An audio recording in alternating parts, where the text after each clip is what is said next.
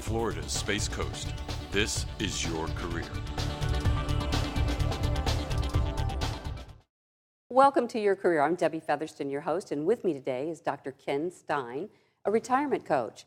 And he is here to give us the scoop on how we can plan for a successful retirement.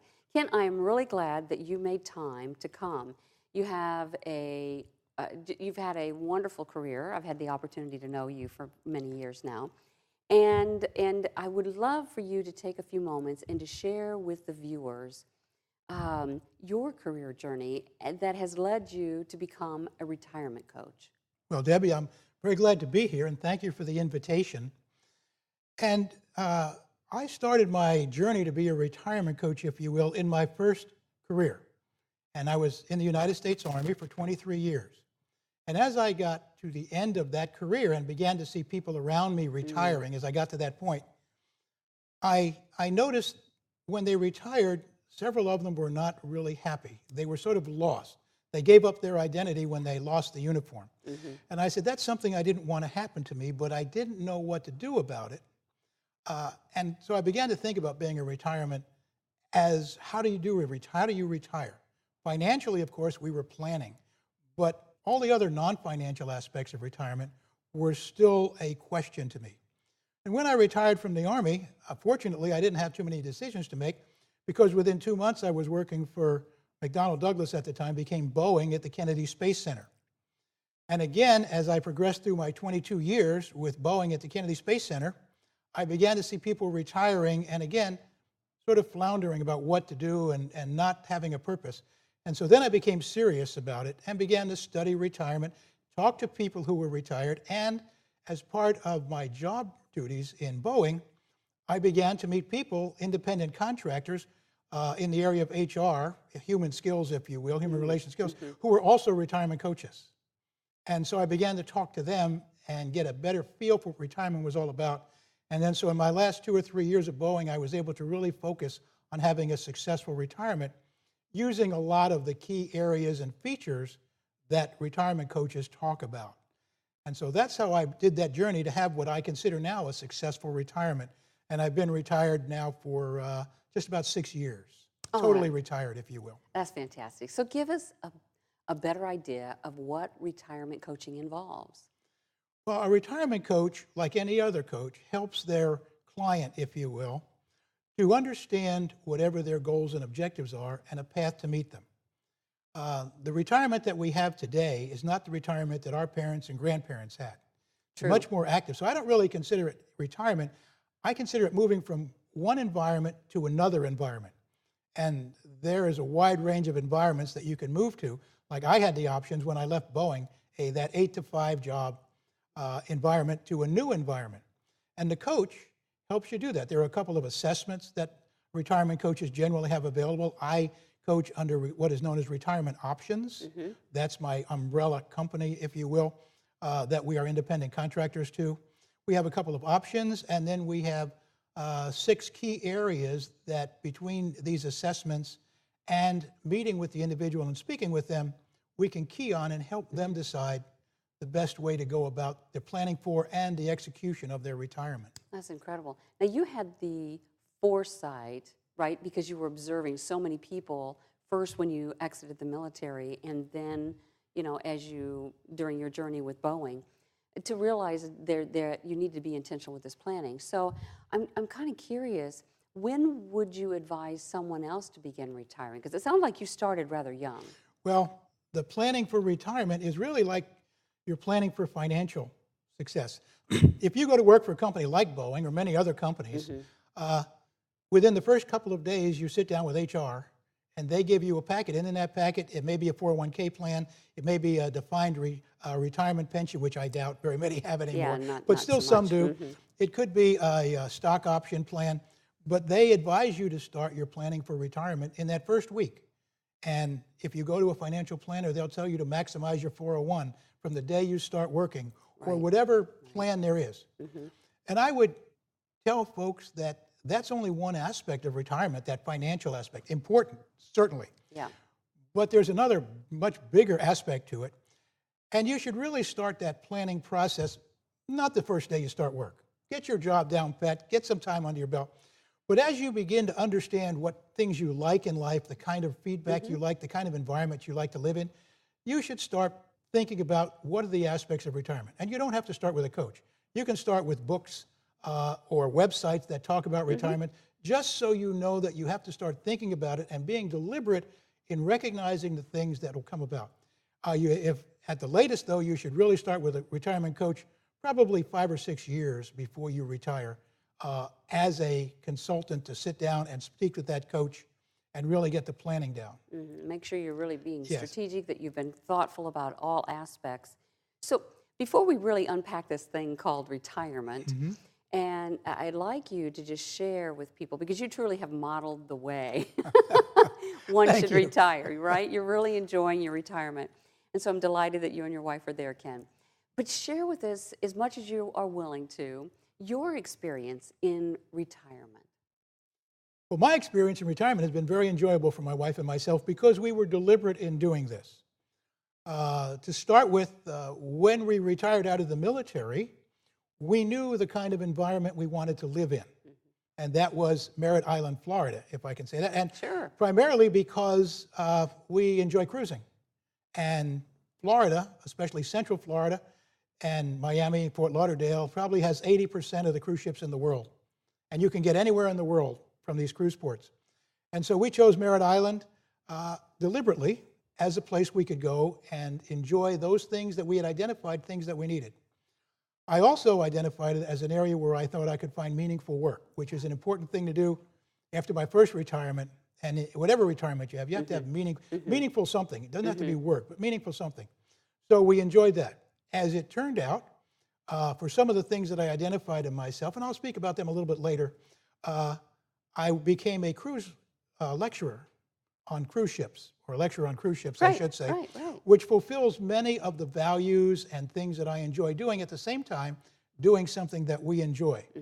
And we spend probably, I would say, 4 to 6 months a year, maybe more some years, on a cruise ship. Not always lecturing, that's a small part of it, but having a good time. And then the rest of the time, we bring other things like family and stuff into it.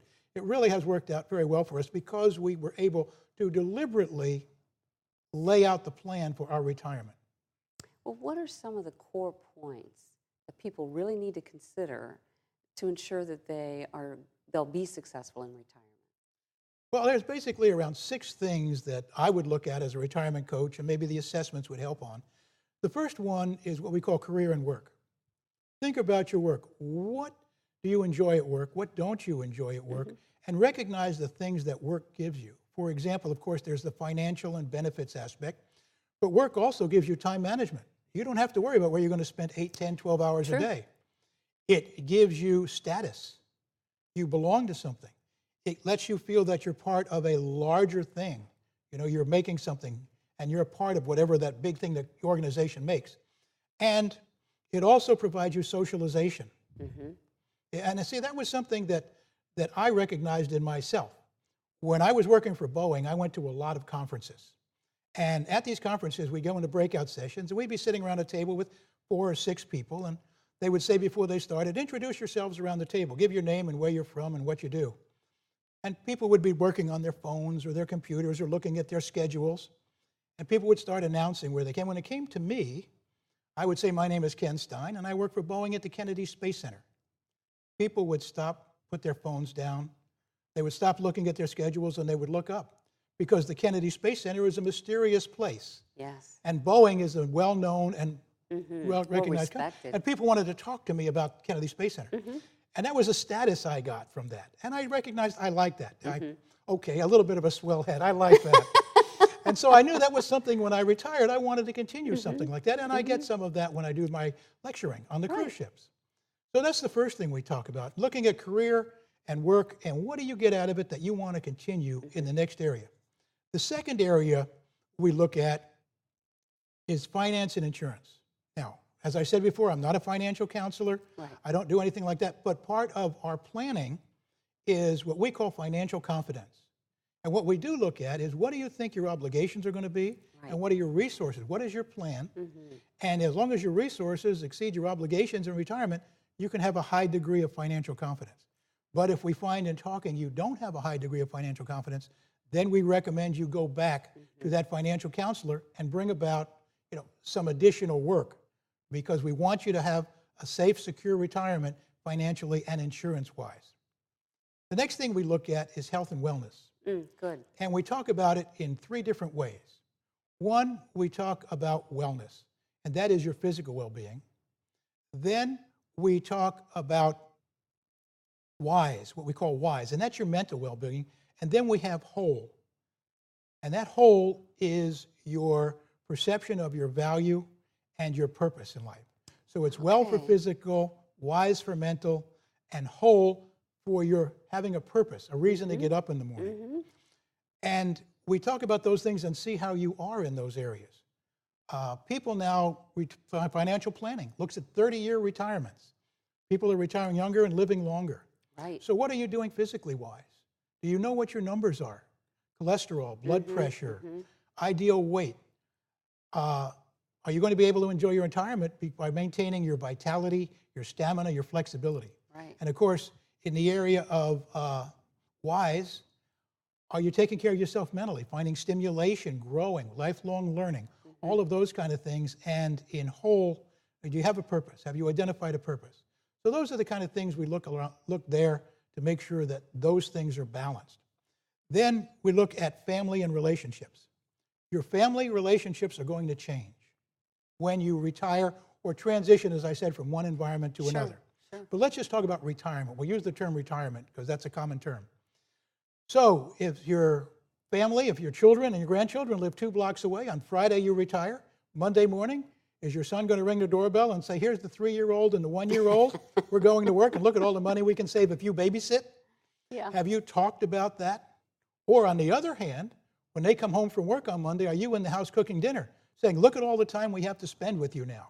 I mean, these are the kind of things you have to talk about before you retire, and not when it becomes a problem. Relationships, if you will, with your friends and your coworkers. Let's say you have a Friday get-together with the team every Friday somewhere and have a beer or a diet soda, and you talk about the problems and the projects. Well, you retire on Friday. The next Friday you go and they're happy to see you, how you've been, what's going on. They may even have some questions for you. The second Friday, it's a little bit less, and by the third Friday, you're out of touch. The programs have changed, the projects have changed, the budget, the customers, and so you can't continue with your coworkers. If they're fishing buddies or bowling buddies, certainly. But to think you're going to maintain that same work relationship, that same status, if you were a manager or something, it doesn't happen. Yeah. Another area we talk about is leisure and social. And by leisure, you can define leisure as what you want to do when you don't have to do anything else. There are things you have to do, but when your time is free, what do you want to do? So it's more like hobbies would fit in there. Well, they can be hobbies, but it could be work. I mean, there are a number of areas that we talk about. We talk about social interaction. How much social interaction do you want? How much do you value? I happen to be a very social guy. So I need a lot of social interaction. So when I go to the gym for my physical well-being, I do classes. I don't go on the treadmill by myself. So I do spin classes, Pilates, yoga classes, weight classes. Yeah. Social interaction is important to me. Perhaps you want to be creative. You want to pick up a trade. We have a friend who lives up in the Villages. He was a stockbroker on the floor of the Chicago Exchange. Very stressful, demanding job. When they retired and they moved to the Villages, he decided he wanted to be a woodworker. So they rented some space, and he got together with some other guys and outfitted it with all kinds of woodworking equipment, and now he's recognized excellent woodworker, and they make toys to donate to kids and repair kids' toys out of wood.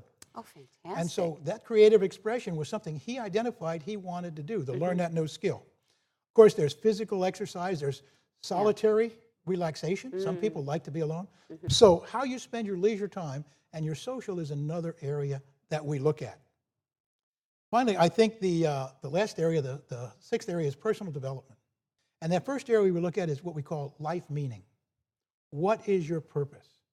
What do you want to do? We talked about being utility, being part of a larger thing. Do you need to be part of a larger area? Do you need to have something to keep you going? And what is that? We talk about volunteering. How do you volunteer? Well, what kind of things do you like to volunteer? You like working with children and stuff. So how do you successfully volunteer if that's what you choose for your life purpose?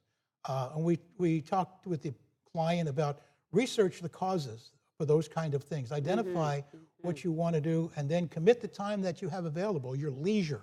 As we identified before, don't overcommit. So these 6 areas, if you will, are the areas that we talk about when we sit down with someone as a client. Yeah.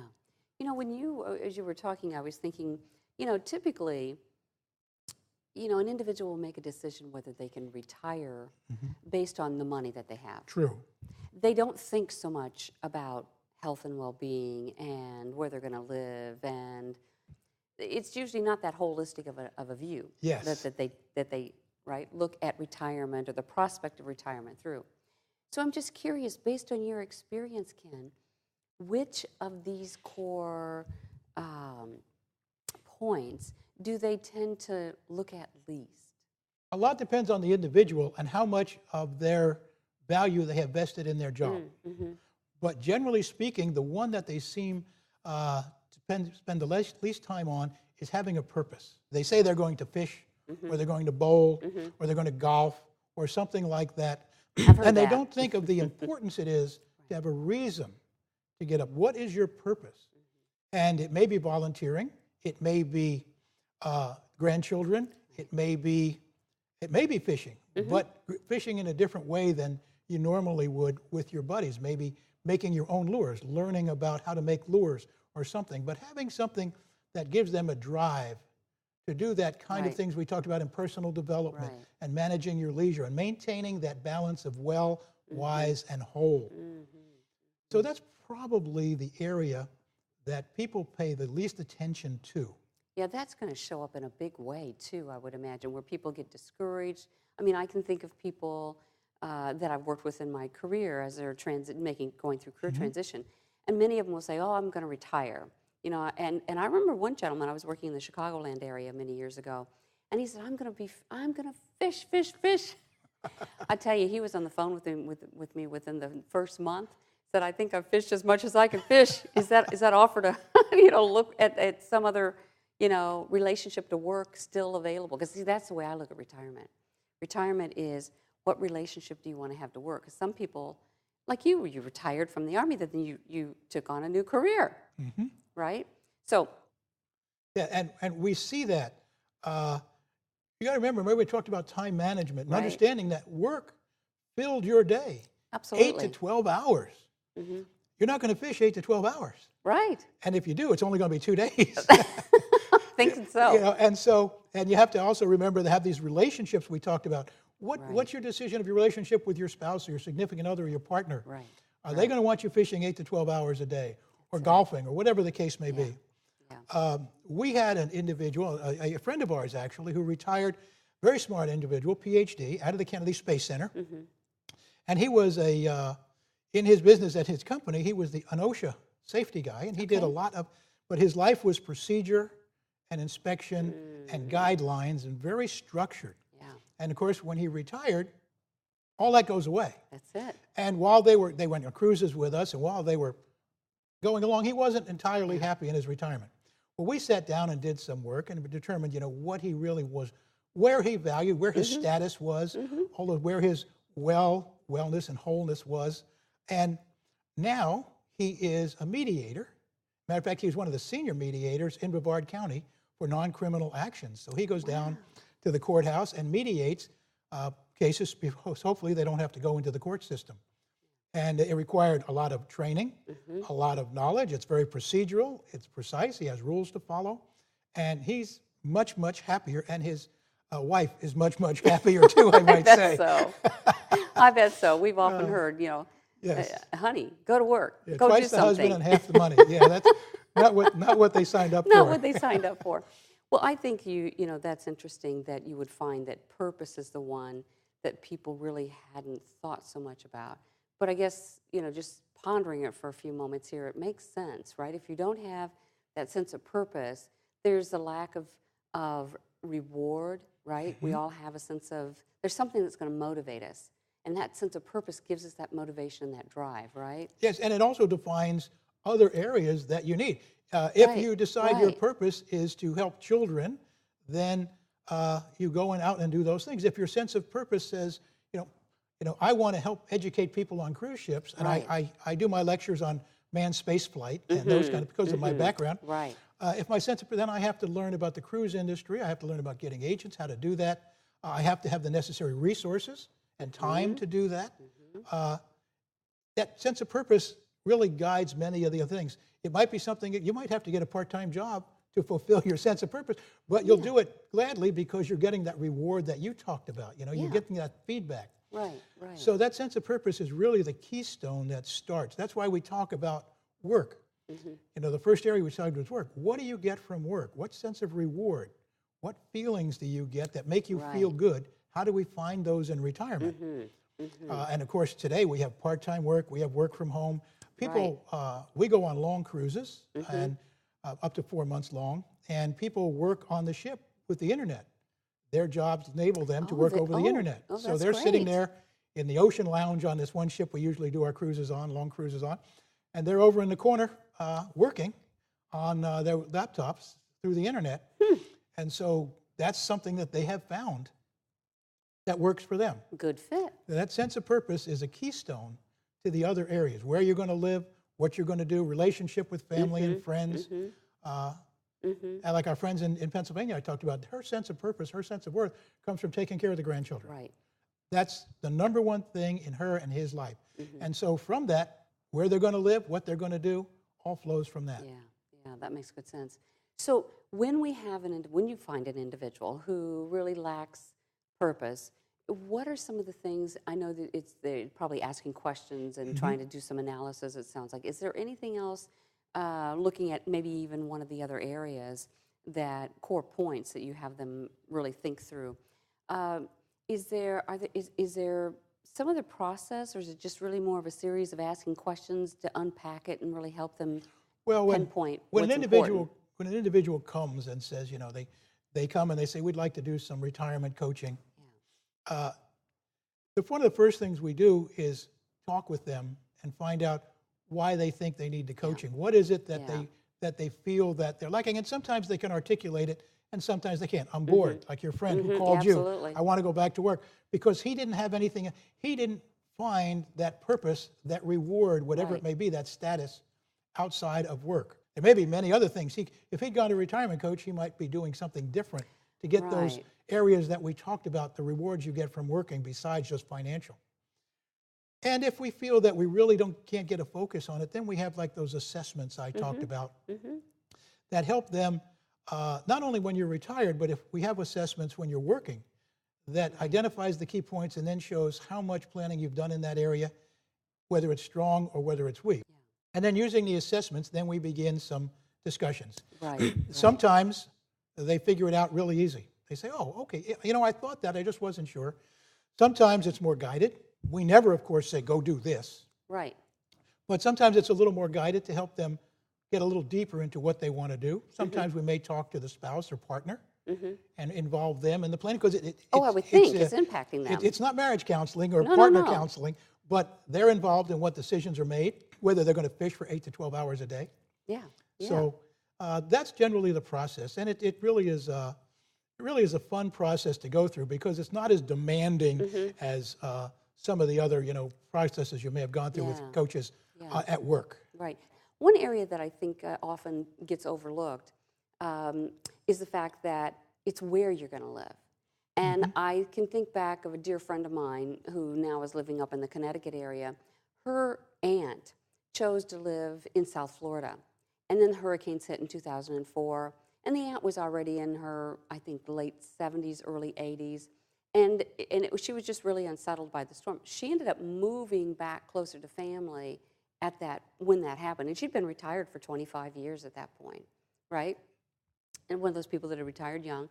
And that's something I think maybe, she just hadn't thought much about, perhaps, is that what happens as you age, what happens as there then become these life events, whether it's a hurricane or whatever, what will you do? Who will be your support system if family's not right there? And that is a very good point. In making these choices, looking at the long run. Remember, retirement is 30 years or more now that you're looking at. It'll probably get longer as people in their 40s and 50s, 20 years from now, 70, Certainly. their life and their vitality will probably go longer. Understanding that this is a long-term thing when you move. You still have to, and this again goes back to the areas that we talked about. By going through these areas, remember we talked about relationships and families. Exactly. How important it is to be close to your families. We know some people who have moved down here to get away from the kids and grandkids, so they would not have to face that telling their kids, no, I don't want to babysit the grandkids. Right. And so making these kind of decisions help you understand, what kind of weather do you want? Are you a skier? You don't want to live in Central Florida if you're a skier. Right. Are you a fisherman? Are you a bowler? Are you someone who likes cruising? It's an excellent place to be for cruising. Making these decisions all as part of a whole. And then bringing into it, how do you plan for lifelong? And this goes back to financial confidence. Yeah. My wife and I, in a more personal nature, we have no intention of going, should it ever need to arise, into a rest home or something. Right. So we're making our financial confidence, part of that is being able to afford to have someone at home cared for. And it's not something you like to talk about, but it is something that you have to plan for, as you pointed out. Well, you have shared just a wealth of information, and I think really stimulated a lot of thinking, and that'll have to be the last word on it. So thank you for being my guest, Dr. Ken Stein. Well, What thank you for the pleasure, invitation. retirement coach. On behalf of my guest and everyone here on the set, thank you for watching, and remember, be career happy. More information about this program is available online at millermediagroup.org.